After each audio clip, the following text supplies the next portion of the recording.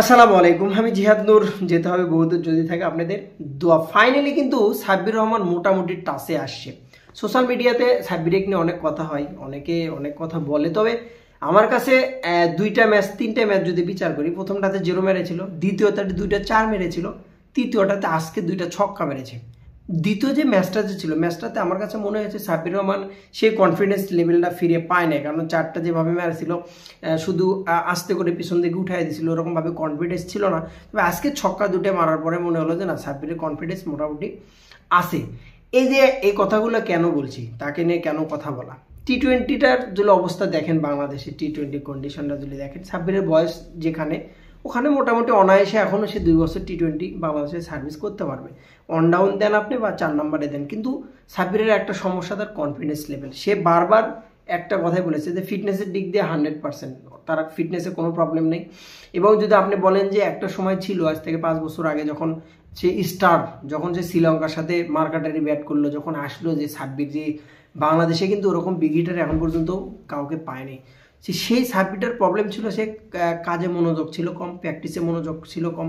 যদি তার সোশ্যাল মিডিয়াটা আমরা একটু ফলো করি, এখন মোটামুটি বলা যায় যে রাজশাহী বলেন আপনি, বা নিজের যেখানে খেলতে যাচ্ছে, কিছুদিন আগে জিম আফরা টি10 খেলছে জিম্বাবুয়েতে, তারপরে এখন বর্তমানে বাংলা টাইগার্স হয়ে খেলছে। কিছুদিন পর এই যে বাংলা টাইগার্সের খেলা শেষে কিছুদিন পর কিন্তু এনসিএলও খেলবে সাব্বির রহমান। তো মোটামুটি বলা চলে যে কাজে কিন্তু তার একটা মনোনিবেশ হয়েছে। এই মনোনিবেশটা যদি মোটামুটি সাব্বির রহমান 4 থেকে 5 বছর আগে করতে পারতো, হয়তো বা আজকে স্টার পর্যায়ে থাকতো সাব্বির রহমান। সত্যি কথা, মন থেকে বললাম।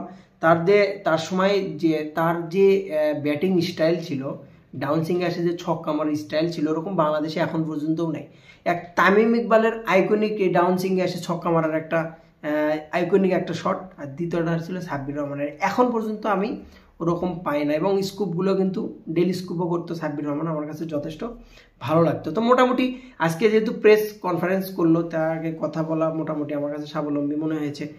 অনেক দিন যাবৎ, প্রায় 4 থেকে 5 বছর পরে কিন্তু আজকে সাব্বির রহমান মিডিয়ার সামনে কথা বললো এইভাবে। মানে কোনো একটা মাঠে খেলা জিতলো, জিতার পরে আসে নিজে ব্যাটিং করলো, ব্যাটিং করে ম্যাচটাকে জিতানোর পরে আসে প্রেস ব্রিফিং করলো। এরকম কিন্তু আসলে তাকে অনেক বছর যাবত আমরা কিন্তু দেখে অভ্যস্ত না। তো সব মিলিয়ে যেটা বলবো, ঢাকার হয়ে যেহেতু এবার সে বিপিএল মাতাবে, কিছুদিন পর টি10 লিগ আর অল্প হয়তো বা 4 থেকে 5 দিন, কিছুদিন পরে এনসিএলে খেলবে সাব্বির।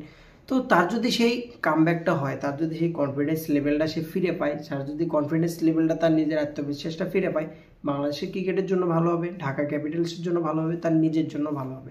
সো টি-20তে বাংলাদেশ অনেক দুর্বল।